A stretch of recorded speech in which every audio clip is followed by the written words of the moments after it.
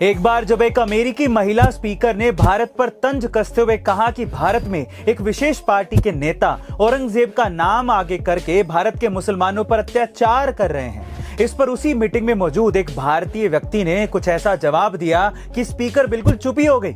उस व्यक्ति ने कहा कि मैं हैरान हूं ये जानकर, जब खुद अमेरिकी नेताओं के हाथ पहले से ही खून से सने हुए हैं, इसके बावजूद भी आप दूसरे देश का इतिहास जाने बिना उस पर उंगली कैसे उठा सकती हैं? अमेरिका की करतूतों की वजह से ही अफ्रीका, ऑस्ट्रेलिया और नेटिव अमेरिका में कई नरसंहार हुए हैं, जिससे इन देशों की आधी से ज्यादा आबादी खत्म हो गई थी। जिस अमेरिका की बुनियाद ही कई मासूम लोगों की लाशों पर बनी है, ऐसे देश को भारत पर बिना उसकी संस्कृति और इतिहास जाने कुछ भी बोलने का अधिकार नहीं है। महेंद्र सिंह धोनी के गिल्ले उखाड़ के कैसे एक लोकल बॉलर इंडिया का स्टार बॉलर बन गया था, चलिए जानते हैं। गाइस, ये बात है साल 2015 की, जब झारखंड और गुजरात के बीच विजय हजारे ट्रॉफी का एक मैच चल रहा था। धोनी के इस मैच में झारखंड टीम का हिस्सा होने के कारण स्टेडियम खचाखच भरा हुआ था और धोनी के नारे लग रहे थे। इस मैच में धोनी बल्लेबाजी करने के लिए आए और पहली ही गेंद में पवेलियन लौट गए, क्योंकि एक 23 साल के गेंदबाज की गेंद ने धोनी का मिडिल स्टंप उखाड़ दिया था। धोनी की विकेट लेने के बाद वो गेंदबाज काफी ज्यादा उदास हो गया था, लेकिन मैच खत्म होने के बाद धोनी ने उसी गेंदबाज को ड्रेसिंग रूम में मिलने के लिए बुलाया।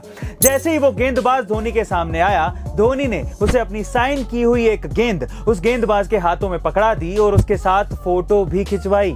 गाइस, उस समय किसी को ये नहीं पता था कि वही गेंदबाज 2 महीने बाद धोनी की कप्तानी में टीम इंडिया के लिए डेब्यू करेगा। आज हम उसी स्टार गेंदबाज को बूम बूम बुमराह के नाम से जानते हैं। आपको ये सुन के कैसा लगा कमेंट सेक्शन में जरूर लिखिएगा। मिलते अगली वीडियो में।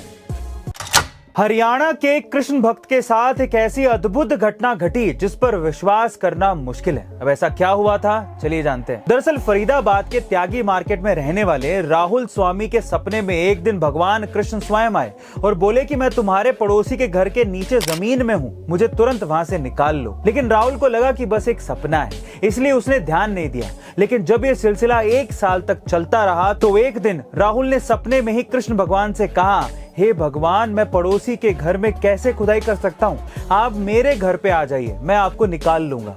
अगले ही रात भगवान कृष्ण फिर से राहुल के सपने में आए और बोले, अब मैं तुम्हारे घर में आ गया हूँ, अब तो मुझे निकाल लो। और जब सुबह हुई तो राहुल ने देखा कि उनके घर में छोटे छोटे पैरों के निशान घर के पूजा घर तक जा रहे थे। जिसके बाद राहुल ने तुरंत वहां पर खुदाई शुरू की और देखते हैं तो क्या, जमीन के अंदर एक मनमोहक भगवान कृष्ण की मूर्ति मौजूद थी। गाइस, इस चमत्कार ने सभी को हैरान करके रख दिया था। क्या आप विश्वास कर पा रहे हैं? कमेंट सेक्शन में जरूर लिखिएगा। मिलते अगली वीडियो में।